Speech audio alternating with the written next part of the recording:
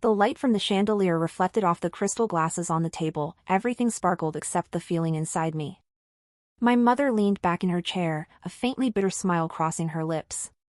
"You'll never own a house like your sister. Not everyone is born to be successful, Lena." Her tone was casual, but I could hear the sound of an invisible door slamming shut. My sister, Madeline, lifted her glass of wine, the deep red glinting against her fingers and the oversized diamond ring she so obviously wanted me to notice. "Maybe you should just get used to renting," she said, her voice sweet as honey, her words sharp as a blade. I sat still, listening to the sound of silverware clinking against porcelain, to the slow rhythm of my own heartbeat. They were so used to talking about me as a joke, the dreamer, the impractical one, the girl who would never go anywhere. I didn't react. I only let a small smile touch my lips. They didn't know that smile was my quiet goodbye to the role of the family disappointment they had written for me. Family ashes welcomes you. Have you ever been humiliated by your own family right at the dinner table, simply because they thought you'd never amount to anything? If this story feels familiar, leave a comment, because what happened after that dinner made them stand outside my gate, begging to come in. My name is Lena Carter. I'm 27 years old and I live in Asheville, a small city tucked between the Blue Ridges of North Carolina. My father died when I was still in high school, leaving my mother, Diane, a hard, pragmatic woman who believed reputation mattered more than feelings. She raised my sister and me with discipline and comparison. Madeline, 4 years older, was her greatest pride. She graduated from Yale, became an attorney at a large firm in Charlotte, and was engaged to a doctor, the perfect picture my mother loved to brag about to neighbors, friends, anyone who'd listen. I was the second daughter, the artsy one, studied design at a state school, worked at a small advertising agency, loved the smell of paint more than perfume. To my mother, that wasn't passion, it was an early sign of failure. Every meal felt like a performance review. My mother would recite Madeline's achievements like awards on display, then pause at my name only to sigh. When my sister bought a suburban house worth $890,000, my mother spoke with the giddy tone of someone who'd won the lottery. When I told her I'd signed a lease for a 700-square-foot apartment downtown, she just shook her head, disappointment etched into every line on her face. "Your sister has a house, a fiancé. What do you have, Lena? A bunch of sketches?" I remember that line more clearly than my own birthday. Thanksgiving 2022. The air in Asheville was crisp, carrying the damp scent of fallen leaves and with smoke drifting from the homes around Montford Hill. I drove over 2 hours to Charlotte for dinner at my sister's, convincing myself it was just another family gathering. On the way, I thought about the years before, when I still believed that if I tried hard enough, my mother would finally see me differently. I didn't know that night would be the end of that illusion. Madeline's house looked like something out of an interior design magazine, a sparkling chandelier, a table draped in white linen, brand new porcelain dishes. The smell of roasted turkey mixed with cinnamon and red wine. My mother stood in the kitchen like a conductor leading her orchestra, directing everyone where to place what, her eyes shining as she admired the house, the one she bragged about every chance she got. When I set a modest bottle of wine on the table, she glanced at the label and pressed her lips together. "Thank you," she said flatly, as if I'd handed her a bouquet of plastic flowers. Dinner began. I sat at the end of the table, across from my sister. The candlelight caught the massive diamond on her hand, forcing my eyes to it every time she moved. Madeline poured wine for my mother and began talking about her latest case, about a wealthy client, about a potential offer from a prestigious New York firm. Her voice was calm, measured, confident, each word dropping like a gemstone, and my mother drank them in. "You make me so proud," she said, reaching to squeeze Madeline's hand, her smile so soft it seemed foreign. I cut a small piece of turkey, trying not to meet their eyes. In that moment, I felt less like a daughter and more like a guest at someone else's celebration. My mother turned to me halfway through dinner, her voice low but loud enough for everyone at the table to hear. "And what about you, Lena? Is your job still going well? Have you thought about moving to a bigger company? You're not that young anymore, you should start taking your future seriously." I forced a smile and said quietly that I was fine, that I had clients, that I was saving up to buy a house. She didn't respond right away. Instead, she glanced at Madeline, then let out a sharp, amused laugh. You'll never own a house like your sister. Not everyone is born to be successful, Lena. The word sliced through the warm air like a cold blade. I looked up, stunned, but before I could say anything, Madeline smiled, leaning toward our mother. It's okay, Mom. Not everyone's meant to be successful. Their laughter filled the room, light, easy, unbothered, as if they'd said something completely harmless. But sitting there, under the shimmering chandelier, I felt the air thicken around me. The smell of turkey, the wine, the gravy, suddenly it all turned heavy, cloying, suffocating. I bit into a spoonful of mashed potatoes, the butter melted on my tongue, but it tasted bitter. I watched the two of them raise their glasses to each other, laughter still spilling between them, and I felt an odd urge to laugh too. Not because it was funny, but because for the first time, I saw how absurd it all was. For years, I had let words like that define me, had cried, argued, and tried to prove myself only to realize none of it mattered. They didn't need the truth. They needed me to stay small so my sister could keep shining. For a moment, I almost stood up. I almost shouted that they were wrong, that I wasn't useless, that I had dreams and was living them in my own way. But I didn't. Something in the light, in the clinking of silverware, in the smell of cooling food made me see it clearly. I didn't need them to believe in me. I set my fork down and took a slow breath. A faint smile curved my lips, not the kind born from endurance, but from release. I felt strangely light, as if a door inside me had just opened. They could think I was a failure, the weaker one, but from that moment on, they no longer had the right to define me. The dinner went on, their laughter echoing through the room, but I no longer heard it. My mind was already somewhere else, on a long road ahead, one I would walk alone, without anyone's blessing, without my mother's approval or my sister's pity. They didn't know that night, amid the scent of red wine and bitter mashed potatoes, a part of me had died, and another part, stronger, steadier, and sharper than ever, had just been born. That night, I drove home in the rain. The highway stretched ahead, slick with the reflections of yellow streetlights that blurred and elongated like smeared memories. The wipers moved rhythmically across the windshield, erasing the light only for it to reappear again, hazy and trembling. I don't remember when I started crying. Maybe it was right after I left the table, or maybe it was when the car door shut, sealing me off from their voices. I didn't try to stop the tears. They mixed with the rain, forming a steady, quiet rhythm, like a heartbeat trying to stay calm. I'd had plenty of bad dinners before, but never one that erased me so completely. When I finally got back to my small apartment, I didn't turn on the lights. The glow from the street outside filtered faintly through the curtains, enough to show my shadow on the wall. I dropped my bag onto the couch and sank down, burying my face in my hands. For a long moment, I wasn't angry, not even hurt. I was just empty. So empty that if someone had asked me what I wanted, I wouldn't have known what to say. Eventually, I stood up and walked to my desk. My laptop was still open, its screen casting a soft light across the room, waiting for me. I clicked on the folder I always avoided, the one labeled Side Projects. Inside were dozens of logos, website designs, brand identities I'd created late at night, on weekends, during sleepless stretches.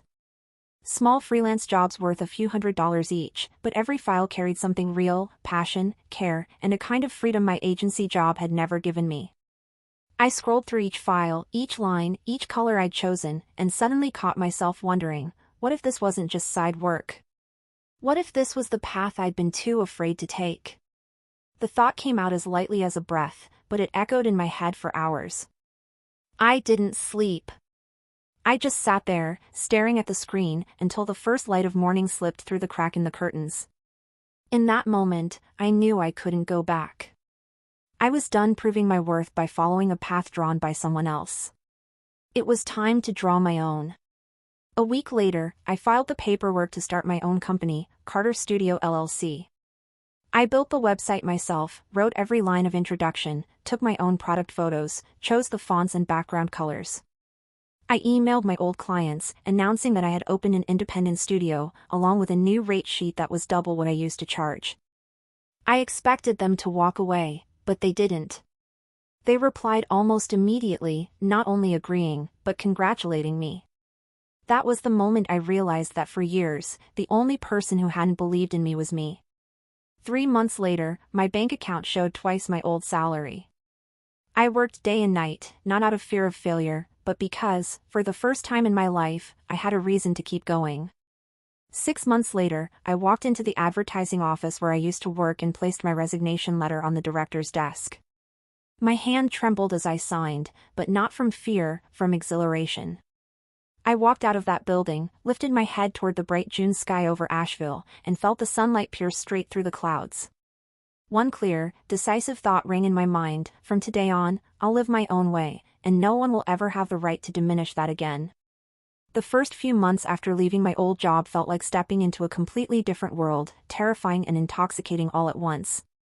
There were no coworkers to chat with over lunch, no meaningless Monday meetings, and no one to blame if a project didn't go right. Every morning, I woke up at 7, brewed a strong cup of coffee, opened my laptop, and sat at my small desk by the window overlooking a quiet street in Asheville. When I used to work for others, I feared loneliness. Now, that same loneliness felt like freedom. No reminders, no judgments, just me and my ideas. Work began to consume me like a rising tide. Some nights, I stayed up until 3 or even 4 in the morning, the blue light from the screen casting ghostly shadows across my face. The coffee cup beside me had long gone cold, leaving faint rings on the wood, but I didn't care. I kept refining every detail of a logo, shifting shades, aligning text until it was perfect. Outside, the city slept. Only the distant hum of a truck on the highway broke the silence. In my 700-square-foot apartment, the lights were still on, small, steady, persistent. I worked relentlessly. Sometimes I asked myself whether it was passion or something deeper, maybe the need to prove, not to them anymore, but to myself. Every morning, I woke up to a to-do list so long it made me sigh, but as soon as I read the first line, something in me stirred to life.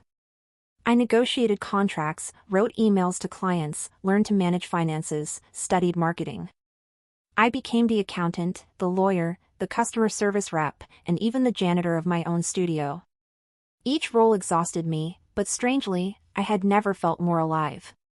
One night, I received a message from an old client: "Thank you, Lena. The logo you designed made us look like a real brand. I know you'll go far." I must have read it 10 times, letting the warmth of it spread through my chest. It was just a few simple lines, yet it meant more to me than any compliment my mother had ever given my sister. I opened a new folder on my computer and named it Proof. Every time someone thanked me, every time I finished a project, I saved their messages, screenshots, feedback, not to show off, but to remind myself that I was moving in the right direction. Work kept growing. I eventually hired a part-time assistant, a young design student, shy but full of creativity. I taught her how to talk to clients, how to defend her ideas, how to keep her confidence when someone doubted her. In her wide, uncertain eyes, I saw a reflection of myself a few years earlier, scared, unsure, but still daring to move forward. I didn't tell my mother or my sister anything.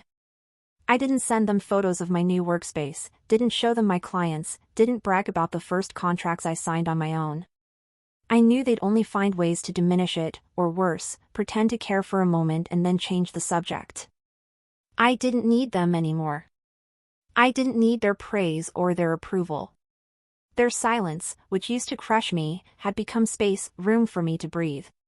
So I worked, day after day, night after night, as if rebuilding a completely new version of myself, stronger, sharper, and more certain of what I wanted. Sometimes, when my eyes ached from staring at the screen, I leaned back in my chair and looked out the window. Across the street, the light from a late-night cafe still spilled onto the old brick wall. I listened to the wind swirling outside, carrying the damp scent of Appalachian rain. I took a sip of cold coffee, let the bitterness spread over my tongue, and smiled. Bitter, but real, just like the life I was living. Not easy, not glamorous, but mine. I knew that somewhere in their spacious house, my mother and sister probably still believed I was struggling to survive. They didn't know that, day by day, I was quietly rebuilding a world, piece by piece, line by line, and that world bore my name. Nearly a year after I quit my job, Carter's studio had grown into something alive, a being with its own pulse, fragile yet full of energy. I still worked from my small apartment downtown, the old wooden desk pressed against the window overlooking the street where maple leaves fell in red waves every autumn. My life no longer followed a fixed rhythm. Some days I worked until exhaustion, some nights I lay awake listening to the rain, filled with a strange kind of energy, the kind that comes from finally living as yourself. I used to think I was only capable of small projects, until one February morning, as I was making coffee, my phone buzzed with an email titled Proposal Request, Denver Branding Project. I read the first line over and over, thinking I must have misread it. The sender was Thomas Reed, the founder of a startup in Denver. They were looking for a designer to build the brand identity for a new health tech project. He said he'd stumbled upon my portfolio online and was drawn to the subtle detail and emotion behind each design. I still remember the feeling, part disbelief, part nervousness, part wild excitement. I sat at my desk for 3 hours, drafting a proposal, typing and deleting, then typing again. Finally, I wrote the number that felt almost insane to me, $120,000. I took a deep breath, hit send, and told myself that even if they said no, at least I dared to believe I was worth it. 3 days later, Thomas called. His voice was calm and steady, the kind of voice that belonged to someone who'd already seen a lot of life. He said only one sentence before my heart nearly stopped, "Lena, we agree to your rate. Can you start next week?" I held the phone in silence, unable to speak. Outside, the rain fell softly against the roof, and I felt tears roll down my face. Not because of the money, but because, for the first time in my life, someone trusted my ability without demanding proof. That project lasted almost 4 months, the most intense yet fulfilling period I'd ever experienced. Every day, I met with the Denver team over Zoom, discussing details from color palettes to typography. I was the creative lead, and everyone listened. They called me creative director, no one asked where I went to school, or who I worked for before. All that mattered was that my ideas worked. And that's when I realized, in the world out there, my worth wasn't tied to the Carter name or whether I resembled my sister. It was defined by what I could do, by the results I created. When the project was done and the payment landed in my account, I stared at the number, stunned yet calm. There was no rush of euphoria, no trembling hands, just a deep, quiet certainty that I was on the right path. I printed the contract, framed it, and hung it on the wall. The next day, I did something I'd only dared to dream about for years. I started looking for a house. I drove through the hills around Asheville, down streets shaded by centuries-old oak trees. Then I saw it, the Victorian house I'd admired countless times in a local magazine, perched at the end of a small slope in Montford. The paint was faded, the wooden balcony chipped, but to me, it was breathtaking. Every detail told a story, the round windows, the red-tiled roof, the gracefully curved doorway. I parked the car, staring at the for sale sign by the gate, my heart pounding like a knock at fate's door.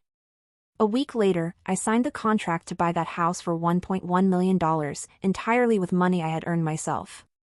I didn't take out a loan, didn't need a guarantor, didn't ask for anyone's permission. When the pen touched the paper, I felt as though I had closed one chapter of my life and opened another, one where I was no longer the daughter who wasn't good enough. Standing before the house, my hand resting on the cold railing, the afternoon sun slanted across the wood, and for the first time in my life, I felt like I truly belonged somewhere. In the months that followed, I spent nearly all my free time restoring the house. I chose every wall color, sanded the floors myself, and planted lavender pots along the porch. The upstairs room became my studio, bathed in morning light streaming through the arched window, shining across my desk scattered with half-finished sketches. I turned the attic into a reading nook, a quiet corner for just me, a small lamp, and the sound of rain tapping the roof. The kitchen was small, but it was where I cooked every evening, where the smell of spices lingered long after dinner, filling the house with a soul of its own. I didn't tell my mother or my sister. Not because I wanted to hide it, but because I wanted to keep the feeling of it private, untouched. This house was the reward for years of swallowing my words, smiling through the ache, enduring quietly. It was proof that I could stand on my own without anyone holding me up. I remember one night, after finishing the final coat of paint in my studio, I sat on the floor, back against the wall, the scent of fresh paint thick in the air. The light cast a soft glow on the cream-colored wall, reflecting through the round window that opened to a quiet night sky. I smiled to myself, tears slipping down silently, not from sadness, but from the release of someone who had finally built a home of her own, with her own hands. That house became my sweetest secret. Every morning when I opened the door and stepped onto the porch, sunlight filtering through the oak trees, I reminded myself that no one could take this away. Not my mother, not my sister, no one. This house, and this life, were the quietest, most powerful answer to all the years I'd been dismissed. And sometimes, in the stillness of late afternoon, I caught myself smiling at the thought, maybe there's nothing more peaceful in this world than knowing you've built, with your own hands, the happiness they once said was impossible. That afternoon, the sky over Asheville was gray, the wind carrying a chill from the western mountains, rustling the trees outside the window. I was sitting in my upstairs studio, the one with the arched window overlooking Montford's winding cobblestone street. On the desk sat a half-finished cup of chamomile tea and my open laptop, glowing softly with a logo draft for a client in California. I was adjusting the last detail when my phone vibrated. The name on the screen made my heart tighten for a split second, Mom. That name carried something both familiar and distant, like an old scar that still stung when touched. I hesitated for a few seconds before answering. Her voice came through immediately, sharp and cold, without a greeting. Madeline said you've been telling people you bought a house. Is that true? You made that up, didn't you? Each word dropped hard and flat. I was silent for a moment, listening to the ticking of the clock on the wall. Outside, the rain had begun to fall, heavy drops striking the porch railing in a steady rhythm, like the beating of my heart as I tried to stay calm. No, Mom, I said evenly. I bought it. A short, brittle laugh came through the phone, half amusement, half contempt. A house in Montford? Don't kid yourself, Lena. You could never afford the taxes in your lifetime. I could picture her face perfectly, lips pressed thin, eyes narrowed, a mix of pity and mockery. It was an expression I knew all too well. I took a deep breath, eyes on the fogged-up window. I have the papers, I said quietly, but with steel in my voice. Would you like to see them? There was a long pause. I could hear her breathing, sharp and uneven, before her tone dropped, quick and cold. Give me the address. We're coming over. My grip on the phone tightened. Part of me wanted to refuse, to keep this house untouched, a sanctuary where I could breathe, be myself, and owe nothing to anyone. But another part of me, stronger, firmer, whispered, let them see. They need to see. All right, I said finally. I'll send it. After I texted the address, I put the phone down and sat back in my chair. The rain outside grew heavier. I looked around the room, the newly painted beige walls, the framed pictures lined neatly, the jars of brushes by the window. Everything here carried my fingerprint, every inch of it built from sleepless nights, from sweat, from pain. I had given too much to have this. And now, they were on their way, bringing with them everything I had tried so hard to leave behind. Less than an hour later, my phone began to buzz, once, twice, then again and again. I didn't answer. The screen flashed nonstop as messages poured in one after another. We're here. Open the door! Lena, how long do you plan to hide from us? Stop being childish. Open the door! I rose from my chair and pulled back the curtain. Down below, on the rain-slicked cobblestone street, my mother's silver-gray SUV sat idling by the iron gate. She stood beside it, arms crossed, rain dripping from her hair onto her forehead. Next to her was Madeline, her posture stiff, her camel-colored coat pulled tight, phone in hand, probably texting me again. I brewed another cup of tea, the scent of chamomile drifting softly through the air, and slipped on a gray cardigan before stepping out onto the porch. From where I stood, I could see them clearly, two women who had once been the center of my world, now standing small and misplaced in the rain outside the house they swore I'd never own. Between us stretched a silence so thick I could hear only the rain and the wind brushing across the porch. I set my cup down on the railing, crossed my arms, and felt my heartbeat steady, calm. My phone buzzed again. A new message. Stop being childish. Open the door. Those 4 words, stop being childish, hit something deep inside me. My mother had used that phrase to silence me for as long as I could remember. When I cried, she said I was being childish. When I argued, childish. When I hurt, childish. And every time, I obeyed. I swallowed my anger, smoothed my tone, tried to grow up the way she wanted me to. But not today. I picked up the phone, my fingers moving slowly across the screen. I didn't think. I just typed 4 words, each one deliberate, final, like the period at the end of a chapter far too long. Get off my driveway. I sent it, placed the phone on the wooden table beside my steaming cup of tea, and looked out again. Down below, my mother stared at her screen, her face freezing for a moment. Madeline stepped closer, said something quietly, but my mother didn't respond. They stood there a little longer before turning back. The SUV started up, its tires slicing through puddles, spraying arcs of water onto the wet street. I watched until the taillights disappeared behind the curve of the oak-lined road. The rain kept falling, steady and rhythmic. I went back inside, tea still warm in my hands. Sitting down, I looked out the window and realized my hands weren't trembling anymore. There was no anger left, no gloating satisfaction, just a weightless calm, as if, for the first time, I was breathing air that truly belonged to me. I thought then that this was something they would never understand, that sometimes silence itself can be a kind of voice. And those 4 words I'd sent, get off my driveway, were my way of saying what I'd never dared to before: from now on, this road is mine, and only I get to decide who walks it. The next morning, Montford lay beneath a heavy fog, so dense I had to turn on the lights though it was nearly 9. The yellow glow cast soft shadows on the walls, reflecting off the half-hung picture frames. The whole house was still, until the phone rang again, breaking that fragile quiet. I glanced at the screen, Dad calling. My first reaction wasn't surprise, but a familiar heaviness. My father rarely called. Since the divorce, he had moved to Florida to live with his cousin, keeping to himself. Now and then, he'd send a short text, "How are you?" or "Work going okay?" His voice, in my memory, had always been soft and distant, half in the present, half stuck in the past. I hesitated, then picked up.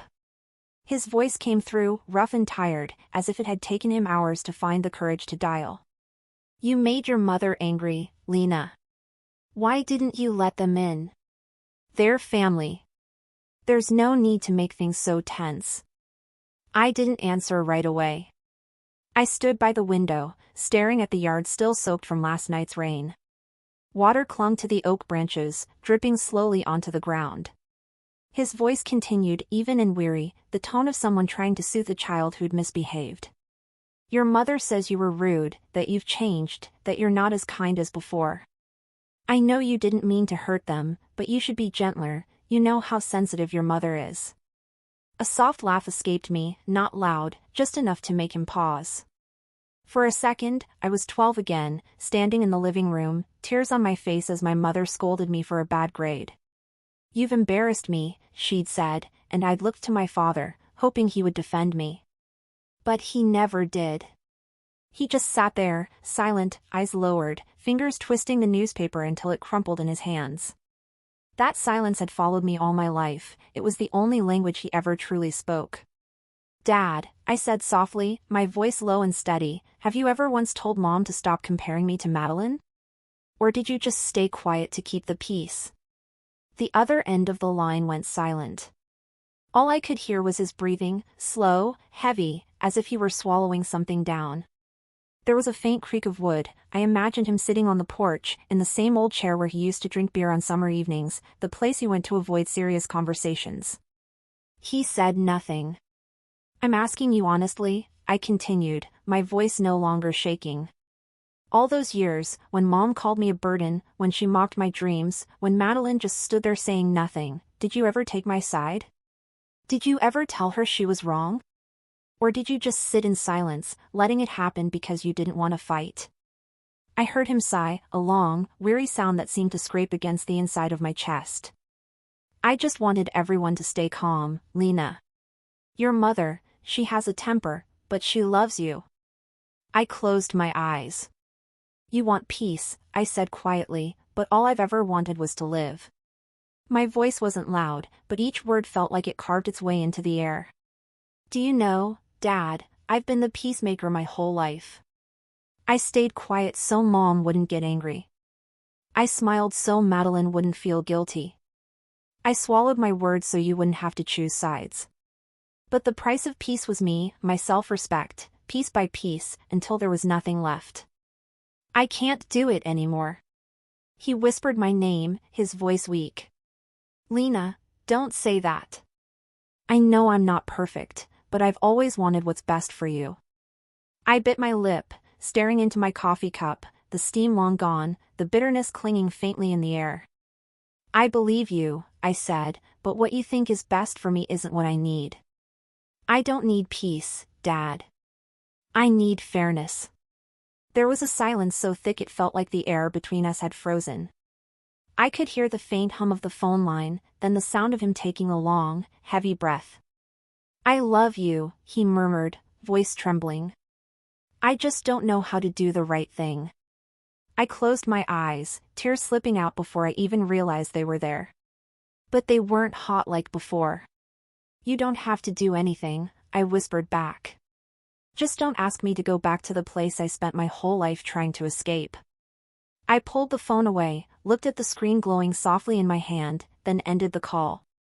The sound of the dial tone echoed in the quiet room, soft but final. I sat down in the chair, looking out the window. The sky outside was still heavy with mist, but in the middle of all that gray, a faint light was starting to break through, glinting against the glass. I drew in a deep breath and felt as though I'd finally set down a weight I'd been carrying for far too long. No anger. No regret. Just a quiet, spreading peace in my chest, warm and steady. I set down my cup of coffee and whispered to myself, like a promise, from now on, I won't be the keeper of peace. I'll be the keeper of my own peace. Weeks passed after that morning with my father, and the house on Montfort Hill settled back into its quiet rhythm. Every morning, I made my coffee, opened the windows to let the wind drift in, and watched sunlight spill through the oak branches outside. Everything felt wrapped in a fragile calm I'd never known before. No calls, no messages, no old comparisons lingering in my mind. For the first time, I truly believed I had broken free. Then one Saturday morning, as I set my coffee down on my desk, my laptop chimed with a new email. The subject line made me freeze, from Madeline Carter, I'm sorry. I stared at it for a long time, as if by waiting, it might disappear. Curiosity, hesitation, and a faint unease twisted together in my chest. Finally, I clicked. The email was short, no embellishments, no flowery words, but each sentence landed with its own quiet weight. Lena, I'm sorry. I laughed at you because I was jealous. I had everything, except happiness. I thought success meant having it all, but it turns out what I lost was what mattered most, peace. When I saw you living on your own terms, it made me angry, not because you were wrong, but because I wasn't brave enough to do the same. I was wrong, Lena. Truly sorry. I sat still. Outside, the wind stirred the curtain, making it sway gently. For the first time in years, Madeline's voice in my head didn't sound sharp or superior. It trembled. It was raw, weary, human. I read it again. Then again. And with each read, I felt something shift, not pity, but recognition. In every word, I saw a woman who had lost herself chasing the version of success the world demanded of her. I remembered her face that day at my gate, the anger, yes, but behind it, a flicker of fear. Fear that if I truly succeeded, everything she'd built her identity on might crumble. And in that moment, for the first time, I didn't see her as my rival. I saw her as someone finally realizing the cost of being perfect. I turned off the screen without replying. Not out of coldness, but because I didn't know what to say.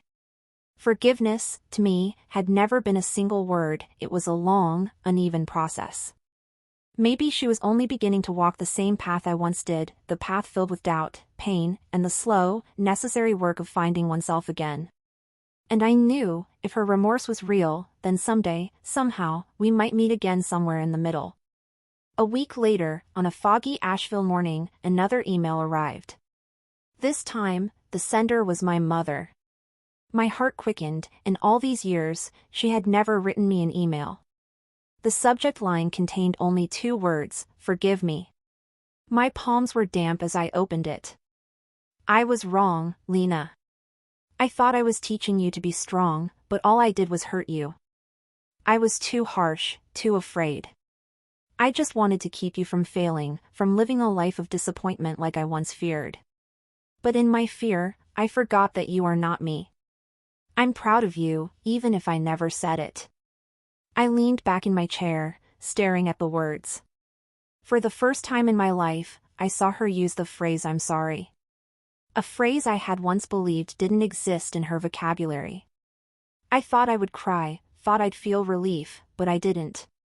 The first thing I felt was emptiness. Not sadness, not joy, not anger, just a vast, still silence, like hearing a melody long forgotten, played slightly out of tune. I remembered years ago, when she stood in the living room, holding my report card, declaring loudly in front of relatives, "Madeline is the pride of this family, and Lena, well, she's good at drawing useless things." I had bitten my lip so hard it bled, just to keep from crying. And now, when she wrote, "I'm proud of you," I realized the distance between those 2 sentences was immeasurable.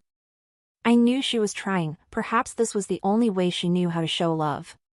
But like someone who's been wounded for too long, I needed more than a bandage. I needed time. I needed respect, not easy apologies. I opened a reply window. The cursor blinked against the white screen. I sat still for a long while, letting every emotion rise and fall like waves until they quieted. Then I began to type, slowly, deliberately, each word clear, calm, neither bitter nor soft. "If you truly want to change, I need respect, not an apology." I read it once more before sending. The sentence didn't feel like it was just for her, it was for me too. A quiet affirmation that I no longer needed anyone's approval to know my worth. Then I pressed send. When the small chime sounded, signaling the email had gone through, I closed the laptop and stepped out onto the porch. The afternoon sun washed the hill in gold. Rays of light slipped through the leaves, casting soft patterns across the wooden deck. I leaned against the railing, closed my eyes, and let the wind move through my hair. Some apologies come too late, but that doesn't make them meaningless. They can't rewrite the past, but they can remind you of the simple truth, that peace doesn't come from others, it comes from the moment you finally say enough and stand firm in the life you built yourself. I smiled, for the first time, a true, quiet smile. My mother would always be my mother, and my sister my sister.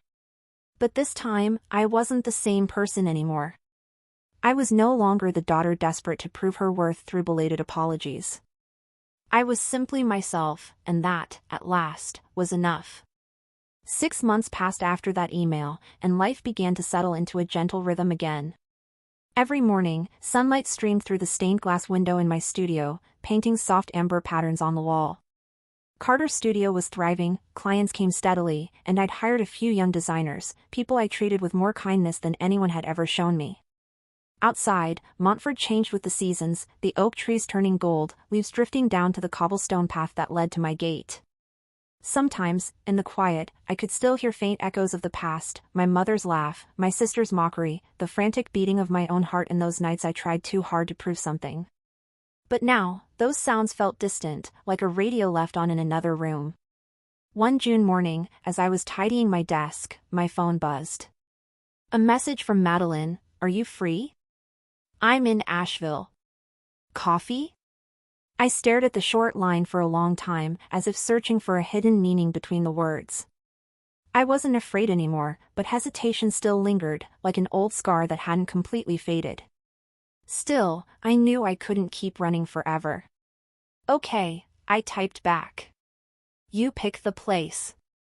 We met at a small cafe on Haywood Street, a place I often went to on quiet weekends. When I arrived, Madeline was already there, sitting at a corner table by the window. The waitress handed me a cappuccino, and I thanked her before taking the seat across from my sister. In the soft morning light, I noticed she no longer looked like the perfect woman my mother once idolized. Her hair was loosely tied, her face thinner, faint dark circles beneath her eyes. Yet, in that weariness, there was something softer, more real. "You look different," she said quietly, her voice slower, gentler. I smiled. Different good or different bad? She shook her head slightly, her gaze lowering before meeting mine again. Different in a way that makes me feel guilty.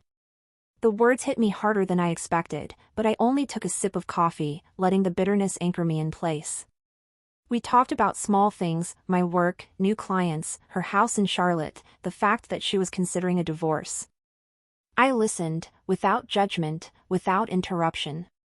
At one point, she laughed, a genuine laugh, brief and unguarded, then fell silent, twirling the silver spoon between her fingers.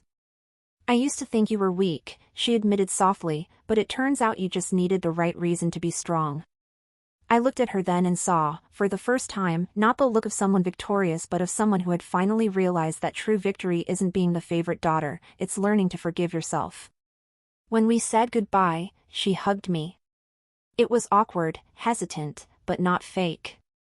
I felt her shoulders tremble slightly, as if her pride was fighting with something more vulnerable inside her. I didn't say anything, just patted her back, a small gesture, but one that meant everything.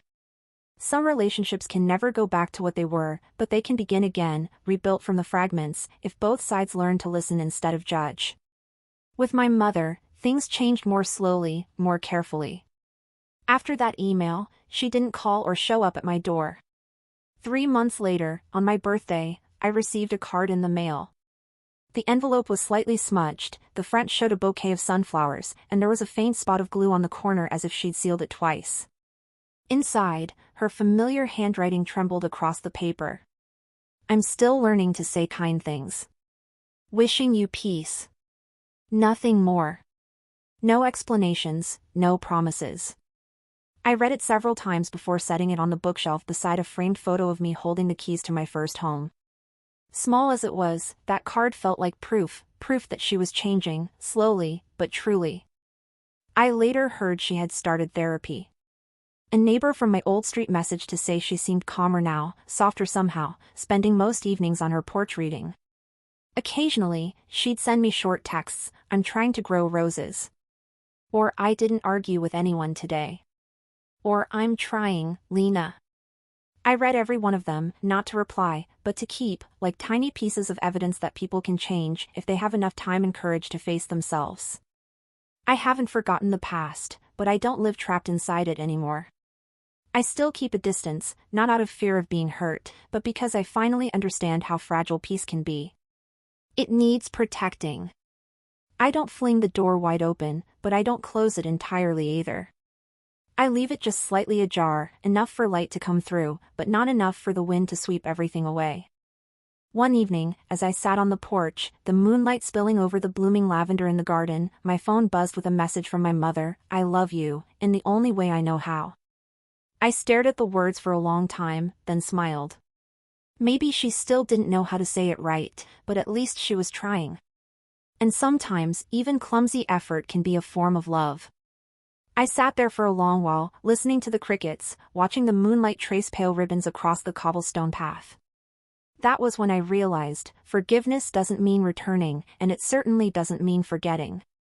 Forgiveness is when you can look toward the people who once hurt you and see the wound without feeling it bleed anymore. It's still there, but it no longer owns you. I've learned that forgiveness doesn't mean allowing someone to repeat what they did. I can open my heart, but I won't let anyone cross the boundaries that kept me standing. I can smile, I can talk, I can even share a table with them someday, but I'll never again be the daughter who bowed her head to survive. That night, I quietly closed the porch door. The moonlight still glowed against the round window upstairs, the same window where I once sat sketching my first designs. I looked up at it and felt an unfamiliar calm settle in my chest. Not because every wound had healed, but because I knew I was strong enough not to fear reopening them anymore. Peace, I realized, isn't the absence of pain. It's the courage to be near it, and no longer be pulled back into the past. On my 28th birthday, I sat in my upstairs studio, where the morning light streamed through the stained glass window, scattering red and gold patterns across the desk. On the wall still hung the very first design I'd ever created for Carter Studio, the paper slightly curled at the edges, but I never wanted to replace it. Outside, the wind stirred the curtains gently, and the scent of coffee filled the room. The house was so quiet I could hear the ticking of the clock. I looked around, every corner, every wall, every brushstroke of paint I had chosen myself, and realized that everything here was a piece of me, built from the years when no one believed in me but me. I thought back to that girl at the Thanksgiving dinner years ago, the one sitting at the end of the table, mocked by her mother, taunted by her sister, trying to swallow the bitterness of mashed potatoes that stuck in her throat.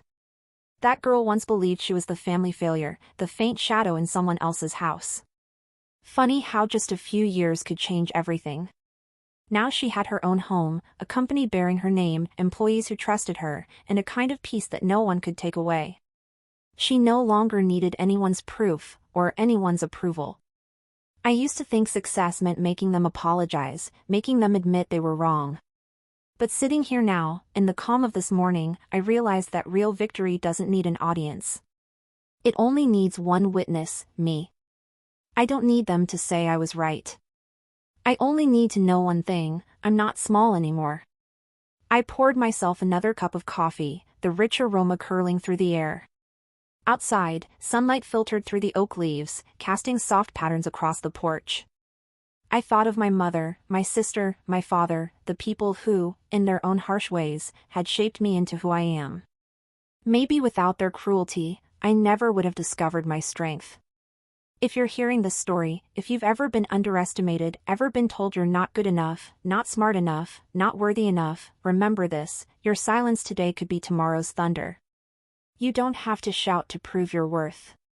Sometimes, all you have to do is live so well that your very existence turns every cruel word into dust. I've learned that no one gets to define you but you. You can start from nothing, be overlooked, be dismissed, but if you keep showing up, keep working, keep believing in what you love, one day you'll stand in your own light, without needing anyone to shine it for you, or anyone to acknowledge that it's there. Family Ashes thanks you for listening. And what about you? Have you ever been mocked, underestimated, or quietly risen to prove your own worth? Share your story in the comments, I'd love to hear it. And if you see yourself in this story, don't forget to subscribe, because Family Ashes will always bring you the journeys of those who were once dimmed, but learned how to light their own flame.